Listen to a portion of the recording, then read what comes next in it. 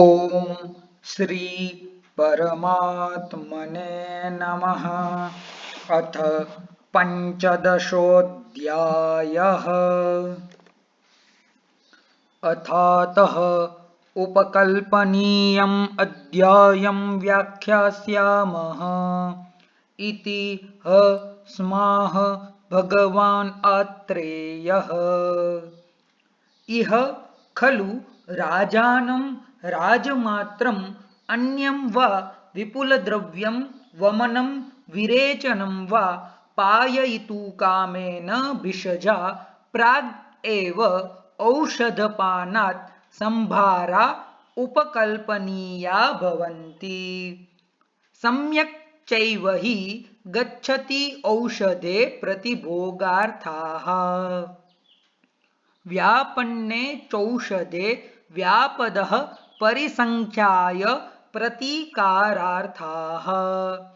न हि सन्निकृष्टे काले प्रादुर्भूतायाम् आपदि सत्यपि क्रयाक्रये सुकरम् आशु संभरणम् औषधानां यथावत् इति। एवं वादिनं भगवन्तम् आत्रेयम् अग्निवेश उवाच।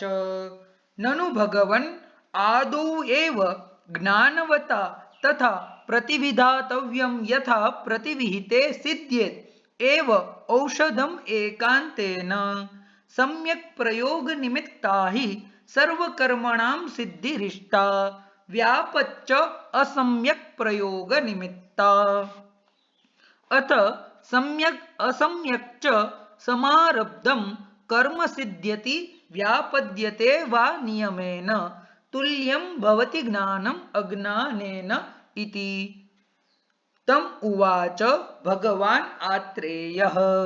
शक्यं तथा प्रतिविधातुम् अस्माभिः अस्मद्विदैः वा अपि अग्निवेश, यथा प्रतिविहिते सिद्ध्येत् एव औषधम् एकान्तेन, न च प्रयोगसौष्ठवम् उपदेष्टुं यथावत्।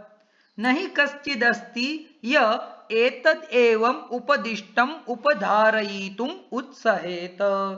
उपधार्य वा तथा प्रतिपत्तुं प्रयोक्तुं वा। सूक्ष्माणि हि दोष भेषज देश काल बल शरीराहार सात्म्य सत्व प्रकृति वयसाम् अवस्थान्तराणि यानि अनुचिन्त्यमानानि विमल विपुल बुद्धेः अपि बुद्धिम् आकुलीकुर्युः। किं पुनः अल्पबुद्धेः। तस्मात् उभयम् एतत् यथावत् उपदेक्ष्यामः।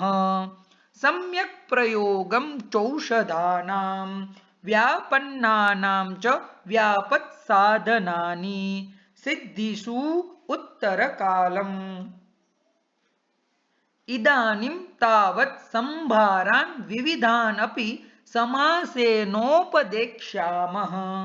तद्यथा दृढं निवातं प्रवातैकदेशं सुखप्रविचारम् अनुपत्यकं धूमातपजलरजसा मनभिगमनीयमनिष्ठानां च शब्दस्पर्शरसरूपगन्धानां सोदपानोदुखलं मुशलवर्चः स्थानस्नानभूमिमहानसं वास्तुविद्याकुशलः प्रशस्तं गृहम् एव तावत् पूर्वम् उपकल्पयेत्।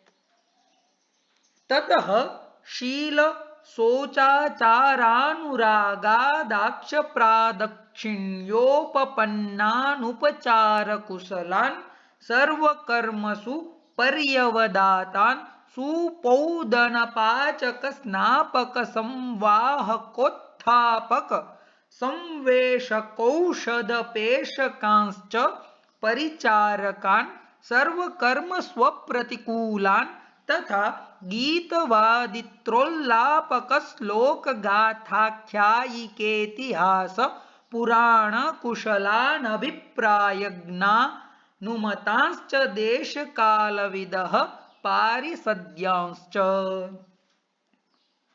तथा लावकपिञ्जल शशहरिण एण कालपुच्छक मृगमात्रिकोरभ्रान् गां दोग्ध्रीं शीलवतीम् अनातुरां जीवद्वत्सां सुप्रतिविहितत्रेण शरणपानीयां पात्र्या च मनीयोदकोष्ठमणिकघट पिठरपर्योगकुम्भी कुम्भकुण्ड शरावदर्वी कटोदञ्चन परिपचन मन्थान चर्मचेलसूत्रकार्पासोर्णादीनि च शयनासनादीनि चोपन्यस्तभृङ्गारप्रतिग्रहाणि सुप्रयुक्तास्तरणोत्तरप्रच्छदोपधानानि सोपाश्रयाणि संवेशनोपवेशन स्नेह स्वेदाभ्यंग प्रदेह परिषेकानुलेपन वमन विरेचनास्थापनानुवासन शिरोविरेचन मूत्रोच्चार कर्मणाम् उपचार सुखानि सुप्रक्षालितोपधानाश्च सुश्लक्ष्ण खर मध्यमादृशदः शस्त्राणि चोपकरणार्थानि धूमनेत्रं च बस्तिनेत्रं चोत्तरबस्तिकं च कुशहस्तकं च तूलां च मानभाण्डं च घृततैलवसा मज्जक्षोद्रफाणित लवणेन्धनोदक मधुसीधु सुरासौवीरक तुषोदक मैरेय मेदक दधि दधि मंडोद स्विद्धान्याम्लमूत्राणि च तथा शाली षष्टिक मुद्ग माश यव तिल कुलत्थ बदर मृद्विका काश्मर्य परुषका भयामलक बिभीतकानि नानाविधानि च स्नेह स्वेदोपकरणानि द्रव्याणि तथैवोर्ध्वहरानुलोमिको भयभाञ्जी संग्रहणीय दीपनीय पाचनीयोपशमनीय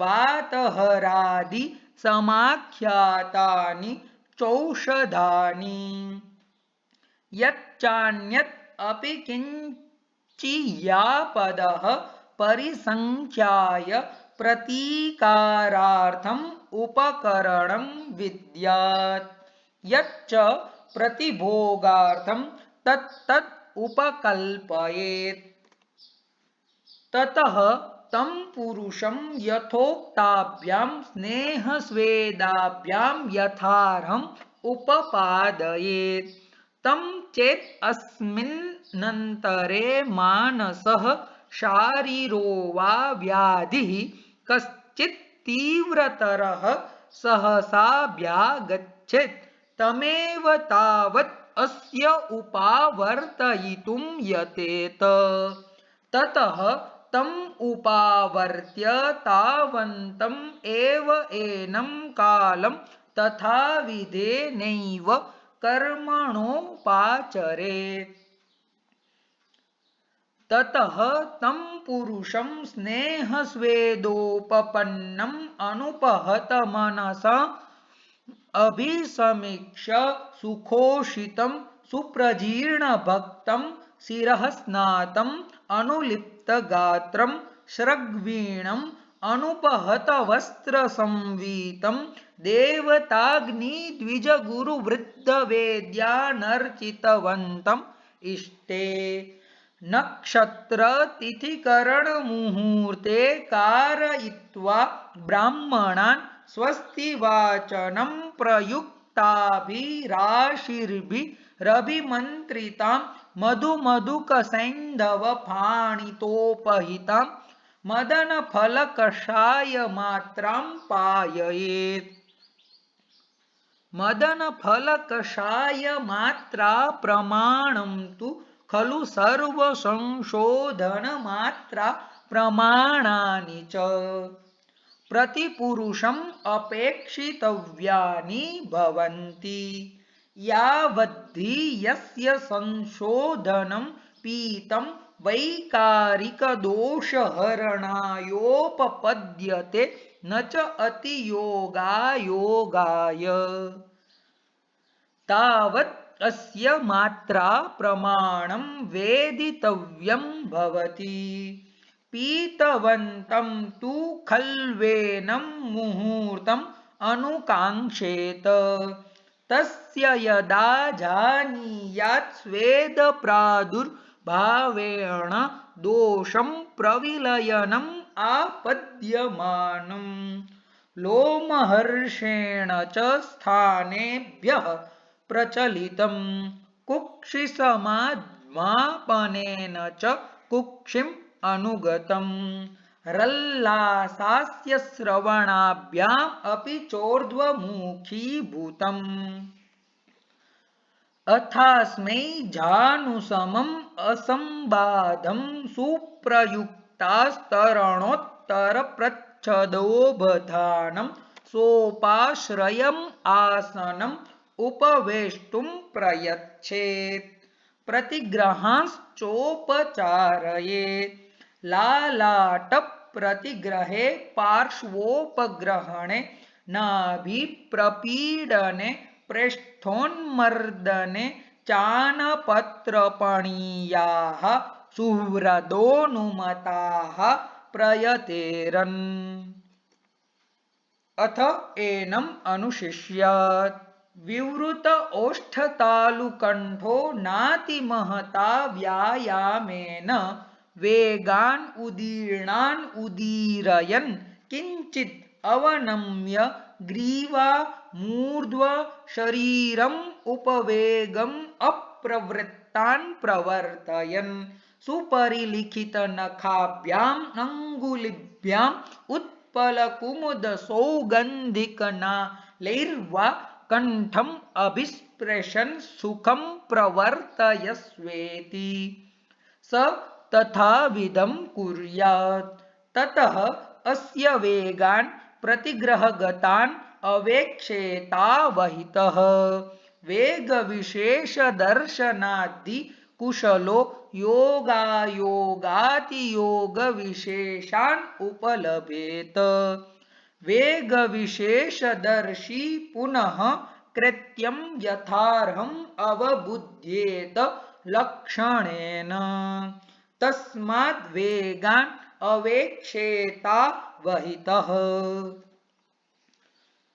तत्रामुनि अयोगयोगातियोगविशेषज्ञानानि भवन्ति। तद्यथा अप्रवृत्तिः कुतश्चित् केवलस्य वाप्यौषधस्य विभ्रंशो विबन्धो वेगानाम् अयोगलक्षणानि भवन्ति। काले प्रवृत्तिरनतिमहती व्यथा यथाक्रमं दोषहरणं स्वयं चावस्थानम् इति योगलक्षणानि भवन्ति। योगेन तु दोषप्रमाणविशेषेण तीक्ष्ण मृदुमध्यविभागो ज्ञेयः। योगाधिक्येन तु फेनिल रक्तचन्द्रिकोपगमनम् इत्यतियोगलक्षणानि भवन्ति। तत्रातियोगायोगनिमित्तानिमानुपद्रवान् विद्यात्। आत्मानं परिकर्तिका परिश्रावो हृदयोपसरणम् अङ्गग्रहो जीवादानं विभ्रंशः स्तम्भः क्लमश्चेत्युपद्रवाः। योगेन तु खल्वेनं छर्दितवन्तम् अभिसमीक्ष्य सुप्रक्षालितपाणिपादास्यं मुहूर्तम् आश्वास्य स्नैहिकवैरेचनिकोपशमनीयानां धूमानाम् अन्यतमं सामर्थ्यतः पाययित्वा पुनः एव उदकम् उपस्पर्शयेत् उपस्पृष्टोदकं चैनं निवातम् आगारम् अनुप्रवेश्य संवेश्य चानुशिष्यात् उच्चैः भाष्यम् अत्यासनम् अतिस्थानम् अतिचङ्क्रमणं क्रोध शोक हिमातपावश्यायाति प्रवातान् यानयानं ग्राम्यधर्मम् अस्वप्नं निशि दिवास्वप्नं विरुद्धाजीर्णा सात्म्या कालप्रमीतातिहीन गुरुविषम भोजन वेगसन्धारणोदीरणम् इति भावान् एतान् मनसाप्यसेवमानः सर्वमहो गमयस्वेति स तथा कुर्यात्। अथ एनं सायाह्ने परे वा निसुखोदकपरिषिक्तं पुराणानां लोहितसालितण्डुलानां स्ववक्लिन्नानां मण्डपूर्वां सुखोष्णां यवागुं पाययेत् अग्निबलम् अभिसमीक्ष्य। एवं द्वितीये तृतीये चान्नकाले चतुर्थे तु अन्नकाले तथाविधानामेव शालितण्डुलानाम् उत्स्विन्नां विलेपीमुष्णोदकं द्वितीयाम् अस्नेहलवणाम् अल्पस्नेहलवणं वा भोजयेत्। एवं पंचमे षष्ठे च अन्नकाले सप्तमे तु अन्नकाले तथाविधानाम् एव शालीनां द्विप्रसूतं सुस्विन्नमोदनमुष्णोदकानुपानं तनुना तनुस्नेहलवणोपपन्नेन मुद्गयूषेण भोजयेत्। एवं अष्टमे नवमे च अन्नकाले दशमे त्वन्नकले लावकपिञ्जलादीनाम् अन्यतमस्य मांसरसे नोदकलावणिकेन नातिसारवता भोजयेत् उष्णोदकानुपानम्।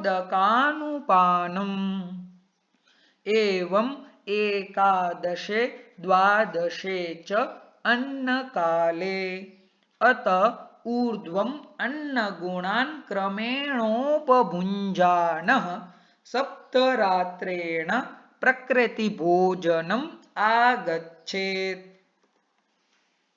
अथ एनं पुनरेव स्नेहस्वेदाभ्याम् उपपाद्यानुपहतमनसम् अभिसमीक्ष्य सुखोषितं सुप्रजीर्णभक्तं कृतहोमबलिमङ्गलजपप्रायश्चित्तम् इष्टे तिथिनक्षत्रकरण मुहूर्ते ब्राह्मणान् स्वस्ति वाचयित्वा त्रिव्रत कल्कम् अक्षमात्रं यथार्हालोडन प्रतिविनीतं पाययेत् प्रसमीक्ष्य दोष भेषज देश काल बल शरीराहार सात्म्य सत्व प्रकृति वयसाम् अवस्थान्तराणि विकारांश्च सम्यक् विरिक्तं चैनं वमनोक्तेन धूमवर्जेन विधिनोपपादयेत् आबलवर्ण प्रकृति लाभात्। बलवर्णोपपन्नं चैनम् अनुपहतम् अनसमभिसमीक्ष्य सुखोषितं सुप्रजीर्णभक्तं शिरः स्नातम् अनुलिप्तगात्रं स्रग्वीणम् अनुपहतवस्त्रसंवीतम् अनुरूपालङ्कारालङ्कृतं सुहृदां दर्शयित्वा ज्ञातीनां दर्शयेत्। अथैनं कामेष्ववसृजेत्। भवन्ति चात्र अनेन विधिना राजा राजमात्रोऽथवा पुनः यस्य वा विपुलं द्रव्यं स संशोधनमर्हति। दरिद्रस्त्वापदं प्राप्य प्राप्तकालं विशोधनं पिबेत् काममसंभृत्य संभारान् अपि दुर्लभान्। न हि सर्वमनुष्याणां सन्ति सर्वे परिच्छदाः न च रोगान् बाधन्ते दरिद्रान् अपि दारुणाः।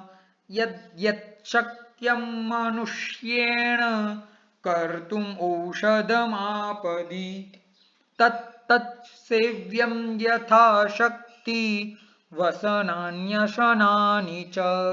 मलापहं रोगहरं बलवर्णप्रसादनं पीत्वा संशोधन सम्यक् आयुषा युज्यते चिरम्।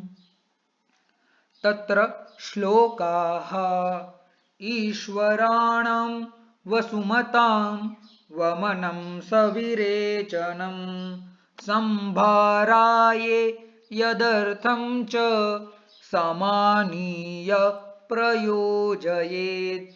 यथा प्रयोज्या मात्रा या यदयोगस्य लक्षणं योगातियोगयोर्यच्च दोषा ये चाप्युपद्रवाः। यदसेव्यं विशुद्धेन यश्च संसर्जनक्रमः तत्सर्वं कल्पनाध्याये व्याजहार पुनर्वसुः। इति अग्निवेशकृते तन्त्रे चरकप्रतिसंस्कृते श्लोकस्थाने उपकल्पनीयो नाम पञ्चदशोऽध्यायः। इति श्री धन्वन्तरिरर्पणमस्तु।